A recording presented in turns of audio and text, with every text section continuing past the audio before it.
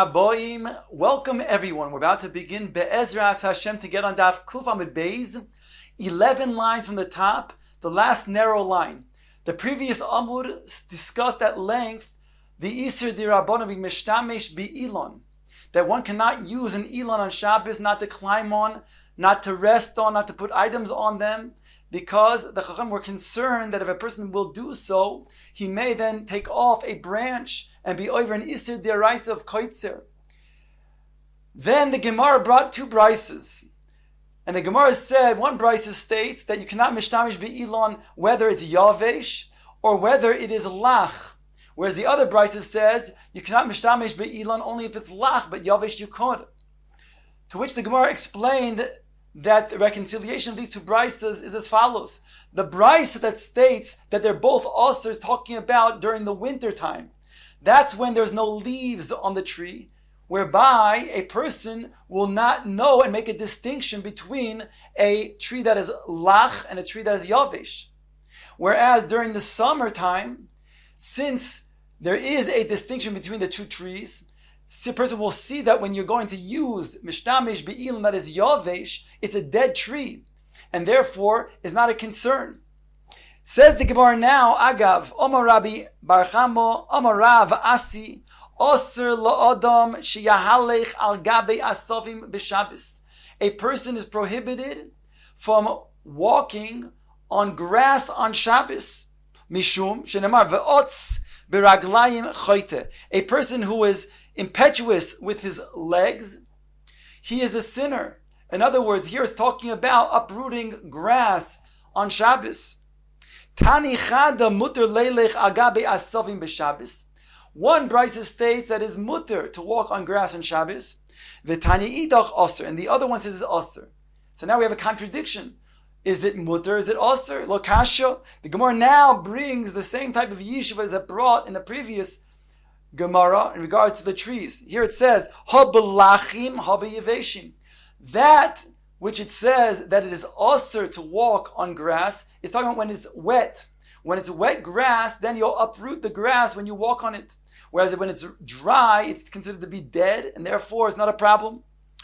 Alternative, you can say, ha belachim, they're both wet.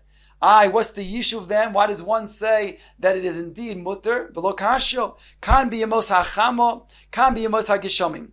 When it's yemos hachamo, then here Rashi states that since it's the Yemois HaChama, then it's going to be mutter.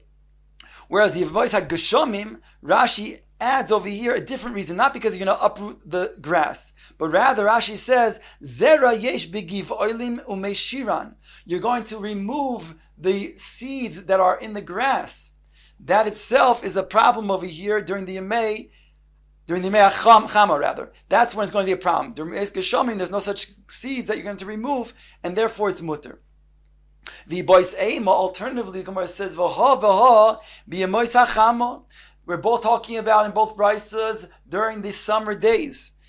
V'loi kasha. So why is it mutter? Ha desayim mesaynei. How the Gemara goes back to the uprooting of grass, not talking about no longer the removal of the seeds of the grass. But the difference is, when you're wearing shoes, then there's no problem walking on the grass during the summer. But when you are not wearing shoes, then the grass can get caught between the toes and will be uprooted. Or alternatively, you can say they're both brides are talking about when you're wearing shoes. So what's the difference? It depends on the shoes. There are shoes that have uksi, that has spurs, and therefore they're sharp. Since those shoes then can uproot grass, those are asur. Whereas the shoes that you wear that do not have these seidos, that do not have masmarim, they're going to be mutter. The boys aim alternatively can answer they both have these sharp parts to the shoe, but nonetheless you can say that one brisa says that's not a problem. Why? Because the difference is whether the grass is long or not. If it's long, it's going to be cut, and therefore it's also. If it's not, then it is mutter. Now the Gemara concludes, "Ve'ha'idna dekayma lon Rabbi Shimon," and now that we established the halachas like Rabbi Shimon and the davar she'eno miskavein is mutter, kulhu shari, in all these cases it will be mutter. In other words, providing that's not going to be a psik ratio, that vadai when a person is going to be walking, he'll be uprooting the grass, then it's merely a davar she'eno miskavein. And since Rabbi Shimon holds that davar she'eno miskavein is mutter, therefore a person could walk on grass in these scenarios on Shabbos. He makes another statement. Also, la'odam sheyachoif ishtoi lidvar mitzvah.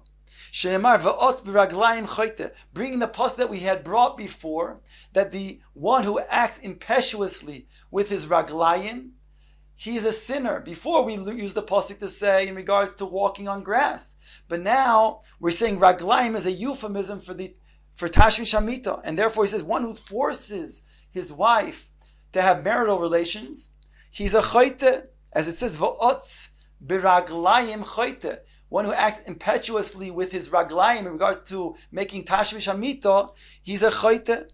Vom Yoshua ben Levi, kol hakoife ishta lidvar mitzvah, havyan loy bonim she'enan muhuganim. A person who forces his wife to have tashmish hamita, the children that will result from that tashmish hamita will be bonim she'enam mehuganim rishoim. Rav Ika bar Chinano Mikra. What's the verse that supports this? Gam, it says in the very pasuk that we brought before, where the Seifa says va'ot beraglayim choyte, it stays in the Reisha, Gam beloy das, also without das, without consent, nefesh loy toif, it will be a nefesh that's not good. And then it goes on to say va'at beraglayim choyte. Tanya Nami Hochi, the Gemara brings also a brisa that is supporting this. Gam beloy das nefesh loy toif. What does it mean? Also without das, without consent, it's going to have a nefesh that's not good. Ze hakoife ishtoi ledvar mitzvah. This is forcing a woman to have marital relationships. Ve'ein va'ot beraglayim choyte. Then the pasuk goes on to say, va'ot beraglayim choyte ze haboyel v'shoina. This is somebody who is boil and then has relations again. He repeats it immediately afterwards. Ask the Gemara, Eini, is this so? That this is considered to be a choyte, somebody's boil v'shoina? Ve'omar Rava, behold, Rava said, haroitze laz kol bon of zecharim yibo v'yishne. A person who wants to have male children, he should be boil and be shoine. So we see over here, it's not considered to be a choyte. Loi kashya answers the Gemara, it's not a difficulty because kan ledas, kan shaloi das. When is he a choyte? When it's without her consent. But when it's with her consent, then indeed it's a segul to have bonim zecharim. Says the Gemara weiter, Omar Rav Shmuel bar Nachmeni, Omar Rabbi Yochanan, Kol isha shetovaz bailo lidvar mitzvah, havyin labonim shafilu b'dorshel Moshe lo hayu kemoison. He makes a statement. A woman who's tovas, her husband, to have marital relationships with her, that is going to produce children even beyond those children from the generation of Moshe Rabbeinu, the Dor Deya.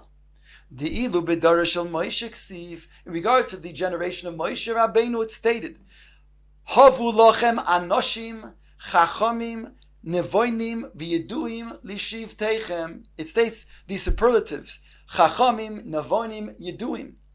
Uksiv, and it states v'aikech es rosh shiv teichem anoshim chacham v'yeduim. Hakadosh Baruch Hu said to Moshe Rabbeinu to find people to help you judge who are chachamim, nevoinim, and yeduim. And yet it says that he only found chachamim and yeduim, not nevoinim. V'ilu nevoinim lo yeshkach. V'ilu gabe Leah.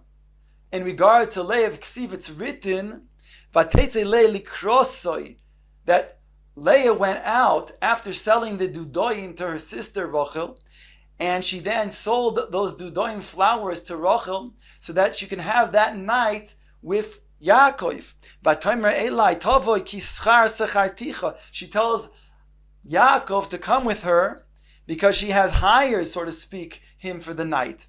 V'ksiv, it states, Ubnei Yisachar yodei bina li'itim ladas ma yase Yisro shehem mosayim v'chol acheim al piem. And here it states in regards to the Yisachar who came out from that union, it states that the Bnei Yisachar are yodei bina, so they are nevonim, they know bina. So here we see that indeed, that one who is tovas her husband, l'char will have children even greater than those children in the dar of Moshe Rabbeinu. So we're left with a question now asked the Gemara, Eini, is that so? V'omar Rav Yitzchok bar Avdimi, Eser klolitz gal l'chava. That going to contradict what it states over here, that there are 10 curses that Chava received. The Chsiv, it says, El ha'isha omar. The pasuk, I'll read you in its entirety. El ha'isha omar, to the woman, HaKadosh Baruch Hu said to Chava, after eating from the Eitz Hadas, Harbe arbe itzvoinech. I'm going to greatly increase your pain. V'haronech be'etzev tildi bonim. And your childbearing will be with suffering, and you'll give birth with difficulty. Ve'el ishech tishukosech, and you're going to have craving for your husband. V'hu yimshal bach, and he will rule over you. Says the Gemara to explain. Arbe, I will increase greatly. Elu shnei tipe damim. This is a reference to 2 types of blood. Achaz dam nida, va'achaz dam besulim. The dam nida, as well as the dam besulim. It's boinech.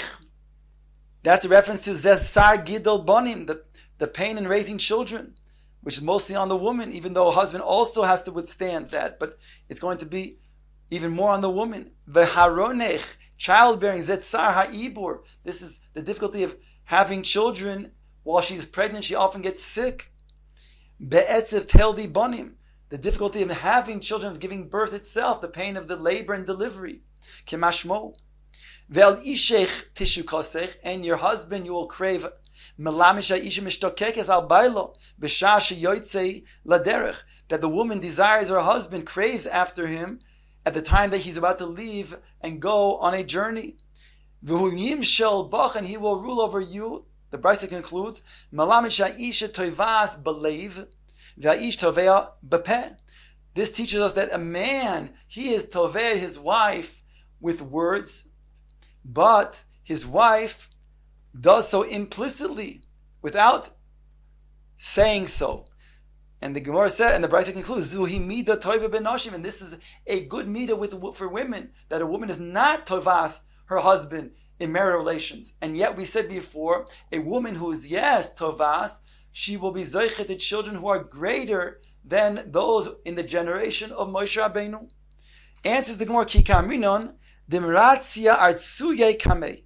That which we're saying over here, that she will be zoichet to children who are greater than that in the door of Moshe Rabbeinu, is referring to when she is mratzia artsuye. She shows that she's desirous, endearing to her husband. That is going to then be something that is considered to be noteworthy and be zoichet to such children. So you have to say over here that that's what Leah was also then implying to her husband Yaakov. She wasn't being tovaz bapeh. Now the Gemara points out, Hani Sheva Havyan. You mentioned before that there are 10 curses that Chava was given, and yet we only listed 7. Answers the Gemara to explain, Ki Oser Avdimi Omar. When Avdimi came from Eretz Yisrael to Bavel, he said, Atufa Ka'evel.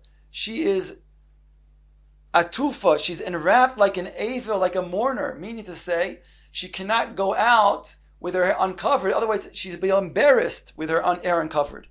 Umenuda mikol adam, and she'll be as if excommunicated, separated from all adam. The Gemara explained that. V'chavusha v'beis hasum, and she's going to be almost considered to be in prison. In other words, she'll be inside. Kol kvuda bas melech pnima, that the woman, the woman is generally inside in a way of tsanua. In a certain sense, she's imprisoned in a certain sense because she doesn't just go out as freely as a man does. My menuda mikol adam. What is meant by the second of the 3 curses that we had just mentioned? That she's menuda mikol adam. What does that mean? That she's separated from all man. If you're going to say that she cannot have yichud, she cannot be alone with a man. A married woman cannot be alone with a man. A man also equally cannot be alone with a married woman. That's diraisa. Midirabanan, subsequently they also made even single women and even non-Jewish women in Isser of Yichud. But midiraisa, a man cannot be married alone with a married woman, and vice versa, a married woman cannot be alone with a man. Ella what is meant by over here when it says she's menuda mikol adam, the asira lebeitre, she's usher to marry two. Unlike a man who technically midiraisa could marry two women, a woman can only marry one man. She's therefore separated from all other men. Now the Gemara says, "B'masnisa tana megadelis sar kelilis." The Brisa mentions three other types of curses for a woman. She grows her hair like lilies. The yosheves umeshtanenes mayim kabehema. She sits down, and that's how she is making urination, like an animal. V'nasis kar lebaila, and she becomes like a pillow for her husband. V'idach, and the other one, the reason why Rami Bar Chama did not bring these three is because Hani Shevach Hula. He considers this brisa to be a praise, to be a benefit for her. What's meant by the pasuk? Malfeinu mi behemois eretz. We shall learn from the animals of the land, umeoif hashomayim yechakmeinu, and from the birds of the heavens, they will make us wise. Malfeinu mi behemos, we'll learn from the animals, zu peredo, shekaras umashtenes mayim. This is the female donkey that crouches and urinates. Umeoif hashomayim yechakmeinu. In others, it's a form of tznius, that's able to then urinate in such a fashion. Umeoif hashomayim yechakmeinu, and we'll learn become wise from the birds of the heavens. Zetarnegol shemefayis v'achakach boyo. This is the rooster who appeases his mate and afterwards has relations. Rabbi Yochanan, the Gemara says, Ilmole lo nitna Torah, had Torah not been given, hayinu lemedin tznius mechatul, then we would learn tznius from the cat. Cats do not defecate in public.